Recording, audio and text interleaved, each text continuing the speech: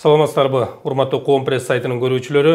Кезектеги цензурасыз маекти баштап жатабыз. Алып баруучусу мен Эрмек Токуров. Ал эми бүгүнкү конок Бишкек эркин экономикалык аймагынын башчысы Кудрет Тайчабаров. Кош келдиңиз студияга. Негизи бул студияда биз маекти цензурасыз алып барабыз.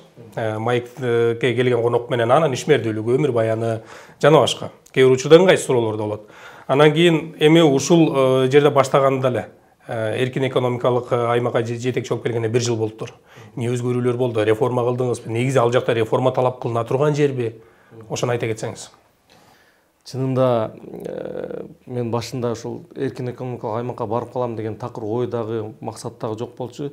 Анан ушул президент Садыр Нуркожоевичтин сунушу менен барып калгам. Себеби ал жерде мындай чечкиндүүлүктү биринчи орунга койгон жетекчи керек болгон экен. Себеби көп жылдардан бери СЭЗди банкрот кылып, анын территориясын жана коммерциялык максатта үйлөрдү куруу максатында колдонууну аракет кылышкан атайын топ болгон экен.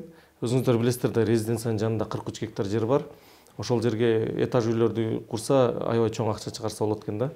Анан атайын мыйзамдарды өзгөртүшүптүр. 2014 жылдан бери 14 жолу өзгөрүптүр мыйзамдарчы.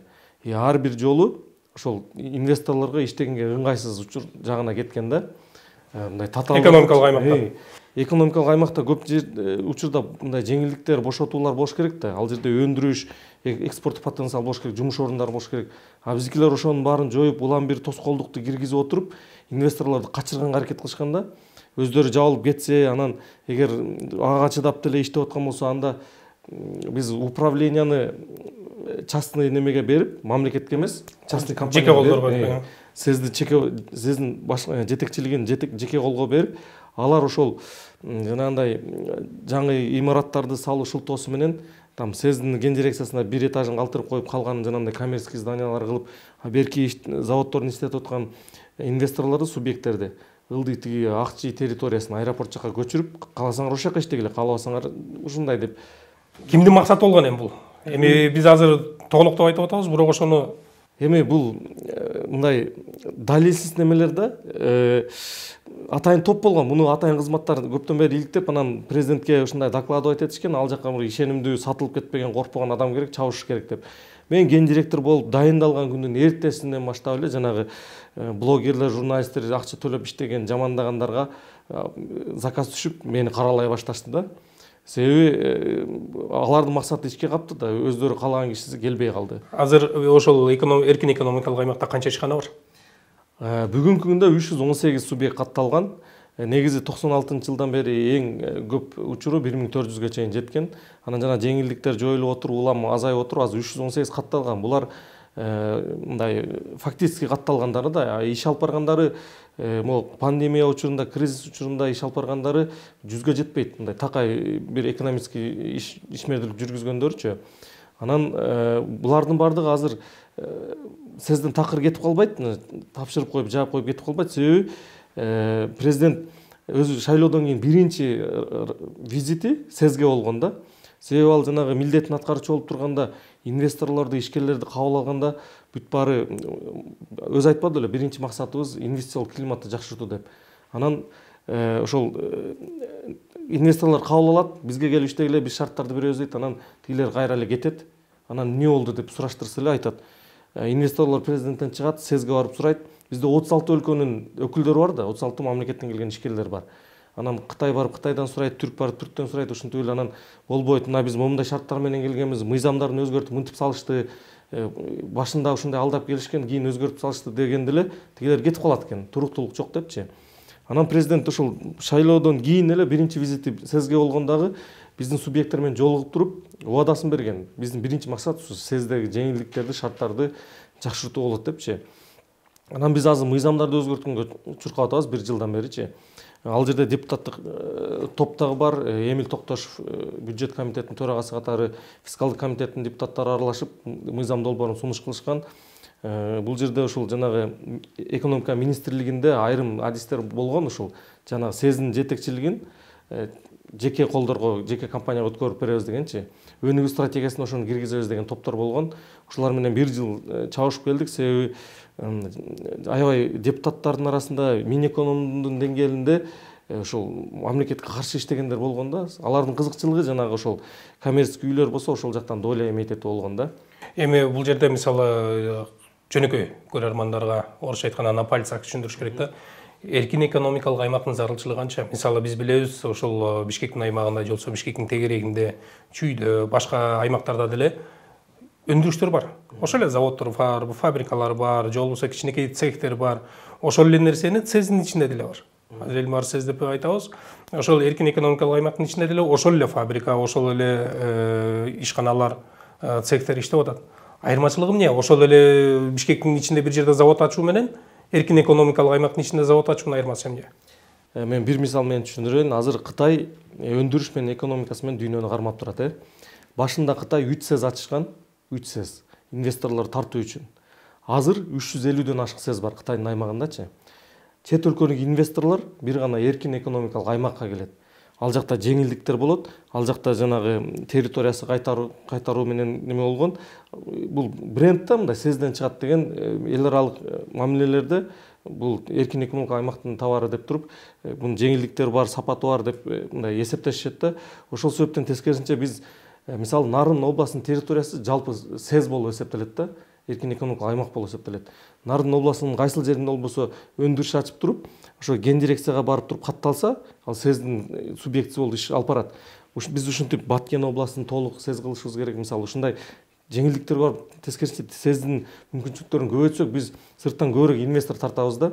Азыр мисалы бизде ЦЭЗдин территориясында иштеген менен сыртта иштегендин айырмасы бирдей эле. Бүт бардык салыктар НДСти деле төлөп, бүт бардыгы бирдей эле да. Бир гана айырмасы бизден ошол жанагы кыймылсыз мүлккө салык төлөбөйт. Айрым учурларда гана мындай айырмасы бар да. Ошон үчүн биздин субъекттер айтат, биз сыртта иштеген менен айырмасы жок. Биз мурда заводубуз салып койгон үчүн эле эч жака жылдырабай айла жок иштеп атабыз депчи. Биздин бүгүнкү максатыбыз ушул мыйзамдарды мурунку абалга болбосо дагы ошонун жарымына чейин алып келүү да, жеңилдиктерди кайра берүү. Азыр биз бүт тоскоолдуктарды киргизип коюп, токтоп турабыз ушул деңгээлдечи. Эчтеке бюджетке түшпөйт мындайча айтканда. А биз жеңилдиктерди берүү менен объем менен алабыз да, көлөм мененчи.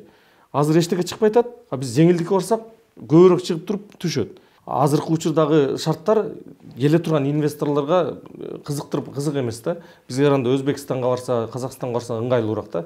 Алар мисалы 5 жыл арендага жер төлөтпөйт, же болбосо көп салыктардан 5 жылга бошотуп коет. Бирок 5 жылдан же 10 жылдан кийин алар көбүрөөк төлөйт да салыктычы. Булар баштапкы иш жүрүп кетишине кызыктар болот. Ошол себептен биз азыр бүт сүйлөшүүлөргө инвесторлорго убада бергенбиз. Мына президент өзүнүн убадасы бар. Биз жаңы жылдан кийин салык кодексин мыйзамдарга, СЭЗ боюнча мыйзамдарга өзгөртүү киргизип, инвесторлорго жеңилдиктер берилет деп көп долбоорлорду кармап турабыз да. Мындай да түшүнүк бар да, мисалы акча болгон жерде бул коррупция бар депчи. Ошол эле канча бир азыр аз дегенде эле 100 канчасы субъект иштеп атат деп атабыз. Ошол эркин экономикалык аймактын жетекчиси болгондо сөзсүз түрдө мындай көмүскө кирешеси болот. Же болбосо ошону жетектеп турган адам кандайдыр бир ыкмалар менен пайдаланып көмүскө киреше көрсө болот деген түшүнүк бар. Бул канчалык реалдуу? Мисалы ошол эле Кудурет Тайчабаров ал жерге жетекчи болуп келгенден кийин рычагтары барбы? Мисалы мамлекеттен алган айлыктан сырткары ошол субъекттерден кандайдыр бир кошумча сол чөнтөккө киреше табууга реалдуулук канча? Эми мен өзүм сөзүм менен айтсам мындай ынанымдуу болбошу мүмкүн. Бизде ошол субъекттердин ассоциациясын жетектеген Ахунбай Кошоевич деген киши бар, Ахунбай Кошоевич деген. Ал журналист катарында элге таанымал болгон, анын ошол жакта субъект бар да. Ал ушул шайлоодо кандидат болду бир партияданчы. Ошол теледебатта момундай немесин айтып атат. Ең жөнөкөй түшүндүрө алам. Мен СЭЗ Бишкекте председатель ассоциации инвесторов. 97-жылы ишкана курдум. Кийинки бийлик 2 жолу токтотту. Ошон үчүн мен саясатка аралаштым. Анын жолу эле жанагы ишкерлердин мыйзамга тоскоол болуучу, мына мисалы үчүн СЭЗ Бишкекте привилегия берип туруп 5-10 миллионго чоң компаниялар 400 компания курулду, иштеди. Анан кайта бир жылдан премьер-министр келет дагы СЭЗге өзүнүн директорун коет дагы. Анан мыйзамдарды өзгөртө баштайт. Закон обратной силы не имеет, мынакей бул билет. А булар ага да карабайт. Кыргызча мыйзамдардын баарын өзгөртүп, привилегиясын баарын кесип салышты. 1200 компаниядан 400 калды. Улам бир премьер-министр өзүнүн директорун коюп, сезден муздат чогултат, ачана биз экөөнө сот кылмыш ишин ачтырдык, кетирдик. Азыр сезде коррупция жок. Ана мен мына жаш жигиттерге айтып атам. Барыңар ошентип иштеген жериңерде күрөшсөңөр, коррупцияны токтотсоңор. Жалпы эл ушундай аттын ченеги болсо, коррупцияны жоюшка болот, оңой эле. Эми буну ошол жерде иштеп аткан адамдын далили катары келтирип атабыз. Негизи мисалы ушул өзүңүз кесибиңиз экономист болуп билим алгансыз, бирок мамлекеттик кадр системасында ошол мамлекеттик кызматта системада канча бир иштеш керек. Кайсы бир кызмат болсо да, макул бөлүмүндө катарда кызматкер болосуңбу, башка адис болосуңбу, анан барып жетекчилик ордун аласың эмеспи? Сизди мисалы коомдук иштен келип туруп эле шыр жетекчи болуп калдыңыз. Орушулук болдубу? Мисалы үйрөнүш керек, же болбосо мисалы коомдук иште, же болбосо жеке менчик ишканада да жетекчи болуу менен мамлекеттик ишканада жетекчи болуунун айырмасы бар да. Бул жагына келгенде кандай болду? Иш тажрыйба дегендей. Мындай да, мен өзү экономика факультетин артышылык менен бүтүргөм. Анан жанагы биздин бийликтин кемчиликтерин, жана башка сындарды айтып жүргөн Рита Карасартова мага сабак берген, мен кандай студент болгонумду билет. Андан сырткары мына силердин жаныңарда Аю холдингинин офиси турат. Биз 8-этажда Балбак Төлөбаев менен вице-президенттик деңгээлде иш алып барганбыз. Ал жерде 50дөн ашык заводдор бар. Кыргызстанда товарлардын көбүн чыгарат Аю холдингичи. Биз ошол жакта иштеп, ошол жакта көрсөткөн ийгилигибиздин негизинде анан бизди партиянын агит компаниясын жетектетирип Шаршембек Абдыкеримович жиберген. Ошол шайлоого аралашкандан кийин анан бул өндүрүш тармагынан жана башка Кыргызстанда жумуштардан алыстап калдым да. Эми шайлоодогу кичине таарынычтыктардан улам. Анан мен үчүн сизде иштеш көп кыйынчылык жараткан жок. Себеби Аю холдинги менен сиздин жумуштары окшош. Өкөндө тең өндүрүш, өкөндө тең бир нече субъекттерден, бир нече ишканалардан чогулган объект. Анан өзүмдүн тармагым болгон үчүн мага эч кандай кыйынчылык жараткан жок. Кыйынчылык ушул сырткы сиздин территориясынын сырткары учурлардан жаралып атат. Мисалы көп нерсени маалыматты билбей эле жамандап, ар кандай ушактарды чыгарып, интрига мындай бизде текшерүүлөр көп келди. Счетный палата текшерди, АКС ГКМ текшерди, налоговый текшерди. Полный биз тазаланып бүттүк да, бүт баарын текшерипчи. Анан жанагындай заказ менен атайын жамандаттырып, мисалы мен жамандагандан эчтекем кемип калбайт, мен көнүп калгам магачы. Просто сез жөнүндө маалымат издеп, мен жөнүндө маалымат издесе инвесторлор жаман маалымат чыкса алар ошого ишенип алышат да.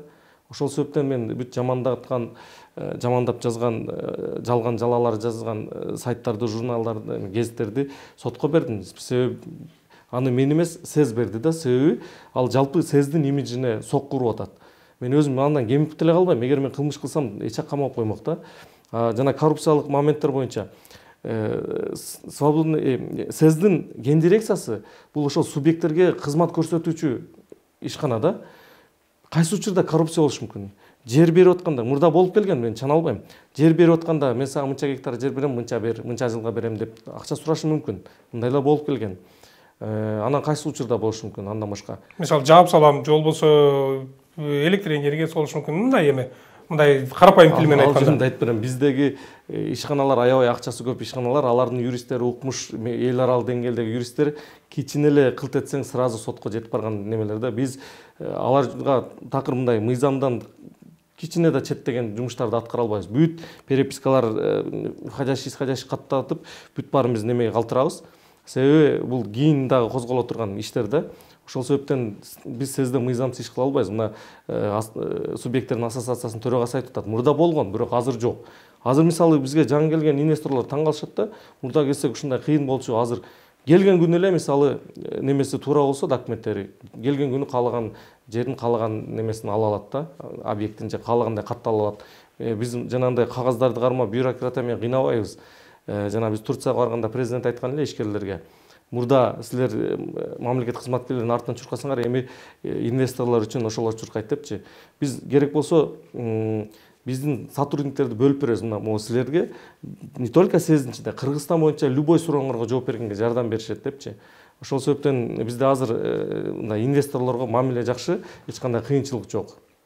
Эми 1 жылдай болуп калды, 1 жылдан ашып калды ошо жетекчи болгонуңузга. Жеке өзүңүздүн жеке жетишкендигиңиз эмне болду? Ошол ишкердүүлүгүңүздө.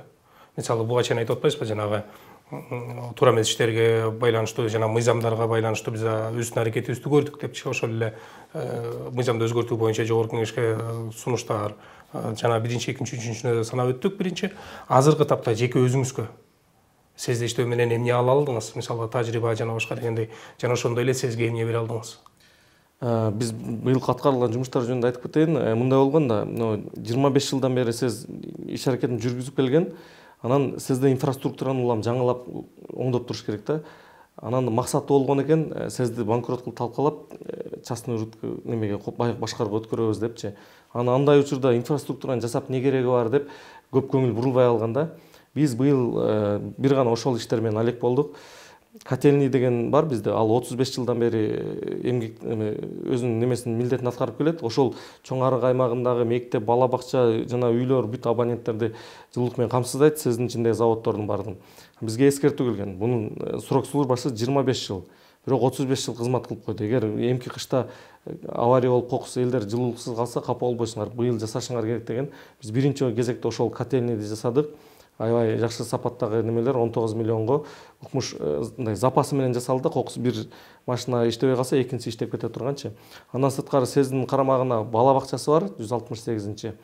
Ошол бала бакчаны капиталдык ремонттон өткөрдүк. Мурда балдар үшүп ооруп калчу эле, азыр майкачан жүрүшөт. Баягы жаңы жылда ата-энелер подарка жасайбыз деп келип аябай ысык экен деп ыраазы болуп кетишти.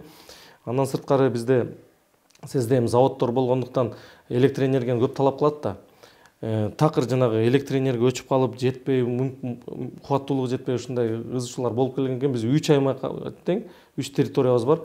Үчөөнө тең жаңы 35-тик линия двухкабельный немелерди, жаңы подстанция трансформаторлорду орноттуруп, бүт барлык маселелерди чечтик да. Бул аябай чоң суммадагы долбоорлор. Анын баары сиздин каражаты жок болсо дагы биз жолдорун таптык. Мисалы Кара-Балтага бир субъектке берип атабыз 25 гектар жердичи. Ушунун арендасынын эсебинен силер бизде азыр акча жок, силерде бар экен. Силер ошол немени электр маселесин чечип бергиле. Биз займа за счет менен ошол аренданы жыл сайын кемитип туралы деп аны чечтик. Мисалы НВЦ аймагы деп коет, жанагы өйдөгү резиденция жакта территориябыз, чоң арыктагы. Аны двухкабельный рассрочкага бирөөлөр мурда салышкан экен, ошону рассрочкага алып, биз 5% ошол илгерки баа менен бөлүп төлөп бере турган шартын чечтик. Андан сырткары ылдый жака 48 миллиондук долбоор керек экен 35 линия тартыш үчүн. Биз акча жок неме жердин сиздин жерин залогко кое албайт экенбиз. Анан ошо Халык банк менен сүйлөшүп, биздин өзү милдеттүү түрдө запаста акчабыз болуш керек экен депозитте. Ошол депозитти залогко коюп, биз силерден кредит алалы. Эгер кредит кайтарбасак, депозитти бербейсиңер деген шарт менен мындай дүйнөдө болгон эмес экен. Биз ушундай жаңы метод ойлоп таап, ошол кредит менен биз жаңы линиялар салдык. Андан дагы биз акча тапсак болот, кредиттин өзүн жапкангачы. Биз как распред компания мурда Север Электродон алчубыз, ошол эле акчаны берчүбүз да. Азыр биз Несттен алабыз дагы, ортодо распред компания катары пайда көрүп, жана кредиттин өзүн жабабыз, депозитибизди да көбөйтө алабыз. Башкача айтканда, ресттин милдетин дагы өзүңүздөргө алып атасыздар. Биз ошондой жолдор менен бүт маселени чечтик. Андан сырткары жанагы Объезднойдон Акчиге кеткен жолду транспорт министрлигинин балансына өткөрүп берүүнүн артында чуркап атабыз. Себеби ал альтернативный жол катары мамлекеттин биринчи лицолору жүргөн дагы жол. Андан сырткары ошол жактагы Мурасордо, Мраморный жана башка айылдар колдонгон жол. Ошону СЭЗге жүктөп койушкан мурдачы. Биздин эми аз мүмкүнчүлүк жок болгон үчүн аны транспорт министрлигине өткөрүп берүүнүн артында жүрөбүз. Андан сырткары Манас айылын управ делами же маданият министрлигине өткөрүп берүүнүн артында жүрөбүз. Себеби булардын баардыгы бизге оперативдик башкарууга берилип, ашыкча чыгым менен сиз өзүнүн маселелерин чечпей келген да. Ошол себептен ушундай иштерди жүргүзүп атабыз. Эми өзүм үчүн тажрыйба, анан жаңы байланыштар, мисалы биз жанагындай инвесторлор менен жолукканда, алар бир гана мен мамлекеттик кызматкер катары эмес, мындай адам катарында сүйлөшүп, кеңеш алып, башка тармактарды кайсыл жерден үй алсам болот, же каерде салсам болот деген сыяктуу немелер дос болуп калат экенсиң да. Ошол сыяктуу жаңы таанышуулар болду. Тажрыйба алдык, чынын айтканда.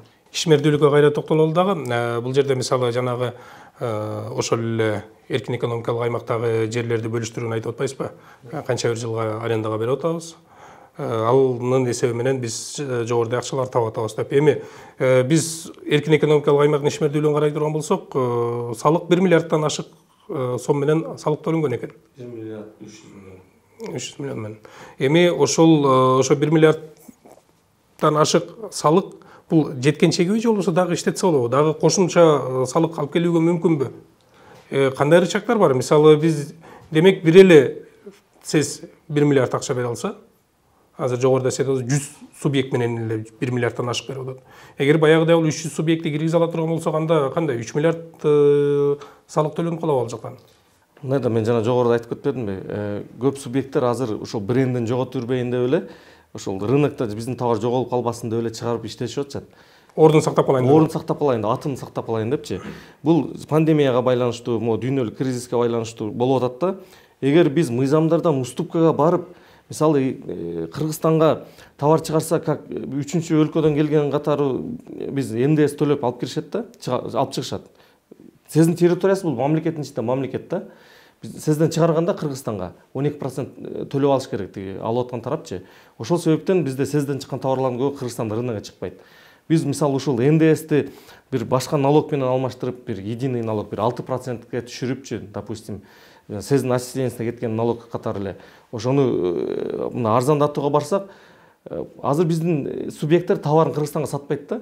Невыгодно депчи. Чет өлкөгө кетет көп товарлардын барычы. Ушул жеңилдетүүгө барсак, Кыргызстандагы көп товарлар менен камсыз болмокта. Азыр биз ошол сизден чыккан товарлар сырттан алып келебиз. Көбүнчөсү контрабанда болуп келгендиктен, сизден алган невыгодно болуп келгенде. Биз ушул контрабанданы жоюп туруп, бул жагынан кичине уступкага барсак, жанагы түшпөй аткан 12%, 6% менен көбүрөөк түшмөк тескерисинчечи. Ушундай немелери бар. Биз Минэкономго да, салык кызматына да, жогорку кеңешке да сунуш кылып эле жүрөбүз. Адатта жогору жактан камчылайт го, биз ылдыйдан камчылайбыз. Ушинтип отуруп, Шых Маматов бизден тажап кетти, Новиков кетти, Марипов кетти. Биз президентке улам арызданабыз, могул бүтпөй атат, тиги бүтпөй атат депчи. Азыр эми жаңы парламенттен үмүтүбүз бар да, ушу жаңы мыйзамдарды карап берсе, салык кызматынан үмүтүбүз бар, жеңилдиктерди берсе деп. Себеби азыр бүт жактан оорчулук келтирип туруп, эчтеке түшпөгөндөн көрө кичине уступкага барып түшүргөн жакшы болуп атпайбы? Маегибиздин башында айтып калдыңыз, ошол президент Садыр Жапаров өзү сунуштап калды деп. Эмне себептен Кудурет Тайчабаровду тандады деп ойлойсуз? Чынында мен бир ай келген жокмун. Кыргызстанга чакыруулар болду, ар кайсы постторго губернатор бол деген, ошто бир 2 жума бош болуп калбады. Ошол жака губернатор бол дегенде сунуштар болду. Ошол кезде жаш губернаторлор коюлуп атпады. Мен чынында Кыргызстанда айлык аз экенин билим, келген эмес. Себеби мен ошол Россияда жакшы бизнести түптөп койгон элем. Биз жанагы банктардан рассрочка лизингке машиналарды алып, кыргыз жигиттерине эле арендага берип, ошону өзү менен жаап, кийин ошол менен пайда тапкан немени жолго салган элек да. Автопарк мындайча айтканда. Анан мен келбей койсом азыр ал жакта жакшы бутка туруп кетмекмин да. Бирок мен атам алдында убада бергем, мен сени балам окуттум, болгон аракетин жумшадым, ошол неме дипломуң жоңго алып кетпесин, мамлекетке дагы кызмат кылышың керек депчи. Себеби биз чет өлкөгө кетип калбасын деп корккум да. Анан ошол убаданы атабыз каза болуп калгандан убаданы аткаралы деп, эми өмүргө гарантия жок деп келип кызмат кылдык, ошол сунушту кабыл алыпчы. Бирок мен башка кызматка, айлыгы жакшыраак кызматка макул болуп келген элем. Анан эми президенттин сунушу менен сенден башка эч кимге ишенбейм, сатылып кетиши мүмкүн же коркутса коркуп калышы мүмкүн, ушундай проблема бар экен дегенден бардым мен чынын айткандачы. Анан 1 жыл иштегенден кийин ошол сиздин субъекттери, бүт коллективи бир тууган болуп калат экен, мындай үй бүлөң болуп калат экен. Анан үй бүлөң оор кылда таштап кетиш дагы ыңгайсыз болуп калат экен. Анын үстүнө мен могу маселелер чечилбей кетип калчу болсом, мына бул ушинтип кыйын болуп сүйлөп, келип иштеп көрдү, эчтеке кыла албады деген сөздү уккум келген жок. Бир жыйынтык көрсөтүп туруп, анан кетейин деген ойдо азыр иштеп атам. Кайсы сапатыңыз үчүн жактыңыз ал кишиге? Билбейм, мен мисалы же ортомчулар болду, баягы бизде кыргызчылыкта бар эмеспи? Кудай сөөк, дос тааныш, таза болбосо досумдун тайкеси классташы дегендейчи. Мен президент тетти 2010 жылы Ата Журт партиясынын штабында иштеп калгам. Ошондон бери эле тааныйм. Депутат катары ишмердүүлүгүнө аралашып жүргөндө дагы андан сырткары ал түрмөгө отуруп калганда менин карындашым жогорку кеңеште иштейт эле. Анын жана выступленияларын, стенограммада жазууларын бардыгын ошол карындашым депутатский запросту Равшан Жээнбековго жазып, ал алып чыгып берип, анан ошол тексттерин жазып берип, Садыр Нургожеев түрмөдө отуруп ошолорду таратып, ошентип неме болуп калды, мындай соцсет аркылуу эле байланышып, WhatsApp аркылуу байланышып эле мындай идеяларды бөлүшүп эле жүргөнбүз, эч кандай неме болгон жок. Андан кийин ушул мага куугунтуктар болду, ар кайсы тараптан акча сунуштар болду, ошонун баарынан отказ бергенин тиги киши деле кабардар болуп турду. Ошол себептен ал киши менин акчага кызыкпаганымды, принципиально эч жака сатылып кетпегенимди, эч кимден коркпогонумду билип туруп анан чыккан. Жогоруда айтып калса, жакшы айлык деген талабым бар болчу депчи. Эми жакшы айлык болсо мамлекеттик кызматта иштеп берем деп, анан бирок айла жок, эркин экономикалык аймакка келдик дедиз. Демек, азыр сиз ойлогондон азыраак экен, сыр болбосо маянаңыз канча? Чында мага биринчи сунуш кылган жактан 10 эсе аз. Ошол себептен биз мисалы келгенде кадрларды, күчтүү кадрларды алып келиш бизге аябай кыйын болду. Ошол себептен бизде азыр көбү билет жаштар иштейт. Жаңы университетти бүтүп, анан жумуш таппай калгандар келип иштешет да, тажрыйба үчүнчү. Анан мурункулар үйрөтүп неме кылат. Чынында сезде айлык аз, баары эле билишет. Жанагы аябай сезде элестетип келишип эле анан көбү кетип калышат да, чакырышыпчы. Канча мен өзүм мигрант болуп жүргөм, канча мигранттар келип 1-2 ай иштегенден кийин эчтеке жетпейт экен деп кеткен учурлар болду. Ошол себептен эми мен бул жөнүндө айтпай эле коеюн меники канча экенин, бирок жалпысынан аз экенин баары билишет. Эми соңку суроо болсун, бизде убакыт соңуна чыгып калды. Биз Кудурет Тайчабаровду мисалы коомчулук, социалдык тармактар аркылуу жакшы тааныйт. Мисалы буга чейин дагы түрдүү ал эмес жыл этегинде сыйлыктар да уюштурулуп жүрдү да. Анан кийин азыр ушул жогоруда айткандай эркин экономикалык аймакта жетекчи. Бир топ ишкананын жайгашкан жерин жетектеп атат. Бирок ошол эле маалда социалдык тармакта деле активдүү. Убакыт кантип таап атасыз? Мындай да, мен сезде жетекчи болуп же мамлекеттик кызматта өмүр бою отура бербейм. Элден айырына, элден алыстабаш керек. Мисалы, соц тармакта мен жумушум боюнча айдоочум бар. Үйдөн жумушка баратканда, обедке чыкканда, кечинде кайра келатканда, үйдө деле саат 6-дан кийин 12-ге чейин канча убакыт бар. Ошол тарапта мындай өзүмдүн баракчамдан, өзүмдүн атынан как атул катары позициямды билгизип, ар кандай пикирлерди кошуп атам. Ал элден алыстабагандыгымдын белгиси да. Демек, Кудурет теге жумушта отуруп иштебей эле Facebook'та отурат деген сөздү четке чыгарыш керек. Биз жумуш учурунда эч кандай документ күтүп калбайт. Бүт баарына кол коебуз. Келген адам баарын кабыл алабыз. Андан сырткары бизде директордун орун басары бар, аткаруучу директор бар, руководитель аппараты бар. Ар биринин өзүнүн милдети бар. Генеральный директор ал жерде саясий чечимдерди кабыл алат, чоң жолугушууларды уюштурат, жана маанилүү документтерге кол коет. Ал эми башка жана карапайым чарбалык иштер боюнча ар кимдин өзүнүн милдети бар. Мен ар биринин жумушуна аралашып неме кыла бербейм. Өзүмдүн убактымды кенен жеткире алам. Анын үстүнө азыр эми билесиздер, компьютер ачылып турат, сөзсүз бир баракчасы, мисалы Facebook ачылып турат. Ал биз жаңылыктарды ошол жактан учурунда алып турабыз да. Мисалы мен ошо жумушта отуруп эле, мисалы жогорку кеңештин жыйынын көрөм, же болбосо түз эфирде бир нерселерди, түз репортаждарды көрөм. Анын эч кандай тоскоолдугу жок. Түшүнүктүү. Бизге убакыт бөлүп келгениңизге ыраазычылык билдиребиз. Дагы алдыда суроолор болуп кала турган болсо, же көрүүчүлөрдөн, биздин сайттын окурмандарынан суроолор болуп кала турган болсо, дагы кайрылабыз сизге. Буйруса дагы маектер болот деген ишеничтебиз. Ал эми биз бүгүнкү Коом пресс сайтынын кезектеги цензурасыз маегин жыйынтыктамакчыбыз. Бүгүнкү биздин коногубуз Бишкек эркин экономикалык аймагынын жетекчиси Кудурет Тайчабаров болду. Ал эми маекти алып барган мен Эрмек Аттыкуров, Коом пресс сайты менен бирге болуңуздар.